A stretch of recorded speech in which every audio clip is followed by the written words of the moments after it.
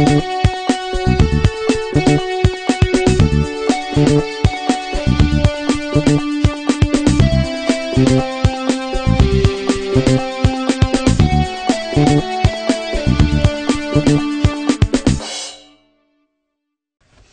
and welcome to the MacMost Daily Vlog. I'm Gary and I'm here with clever media artist Eve Park. Indeed. AKA MacMost Geek Girl. And as a lot of you that watch don't know, but should, the clever media is actually a two-faced company. MacMost. Two-faced Game company. Scene. Well, yeah, the damn two-faced company. So we're a game company. We've been making games for 12 years on the internet. And MacMost is a relatively new thing, the podcasting branch. But anyway, so we can continue to make games. I program them. She's one of the two people that draws them. And we came out with a new game. That's a lot of artwork. It's so much fun. Yes, it's called Mysterious Manor. Very addictive. And it is not an original game concept at all. We do both. We do we see games we like and we're fans of games. So we're like, ooh, that's a cool game. Let's make one like that. And then we come up with concepts too. And how can we make it better?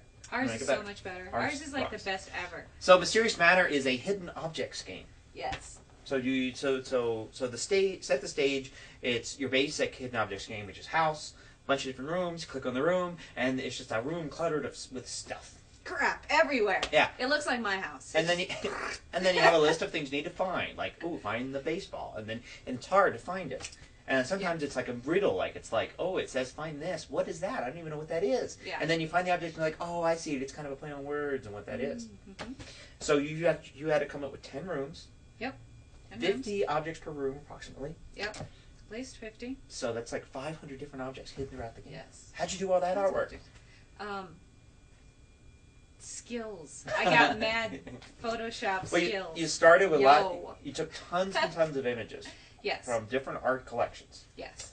And you basically modified the hell out of them. Yeah.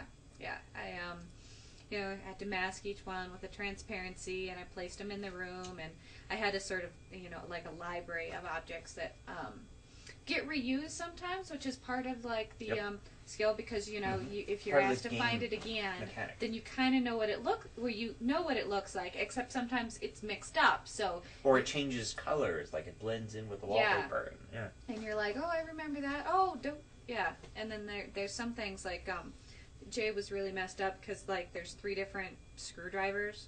And they're all screwdrivers, but he was looking for the one he found earlier. Your eye is like looking for that shape. Yeah, that shape or that color or whatever it is. So yeah, so much fun. It's cool. At GameScene.com. Yes, you can play this at GameScene.com. It's featured right there in Mysterious Manor. Programming-wise, there wasn't like a huge challenge in actually doing the programming, but what was challenging optimization, because the thing is, it's huge, right? There's 10 rooms that are just these full graphics. Bitmap. We work in Flash a lot, which is really good for web stuff. But these were bitmaps, and all the objects are bitmaps, and the room is a bitmap. So 10 rooms plus like a big opening screen and all that is actually, well, it's more than a meg. It's almost like 2 megs worth of stuff. So to go and say, oh, here's a fun quick game you can play. Oh, by the way, 2 megs, so it's going to take a little while to download. Yeah. A lot more kilobytes than we usually use. Right. So the opening screen of the game is 500K, which is pretty reasonable and relatively small compared to a lot of web-based games. And it's really games. cool. Watch it for a long time. Yeah, there's some animation stuff. Yeah. Stuff happens. Stuff's going on. And then each room is about 100 to 150K. So you click on a room, and at broadband speeds, it's like 10, 20, 30, 40, 100%, and it's loaded in. And at dial-up speeds, you may have to wait a little longer. But it's cached in memory, so you can, once you've gone to all the rooms, you can keep moving around to different rooms. Like you get tired, I found 8 objects, I can't find these 2, let me look in another room for a while. You can go back and forth.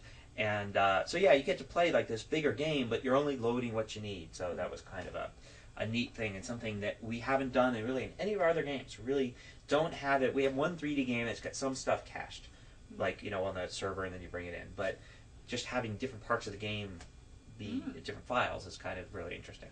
So this is like our first caching game. Yeah, our first kind of like game that's loading portions.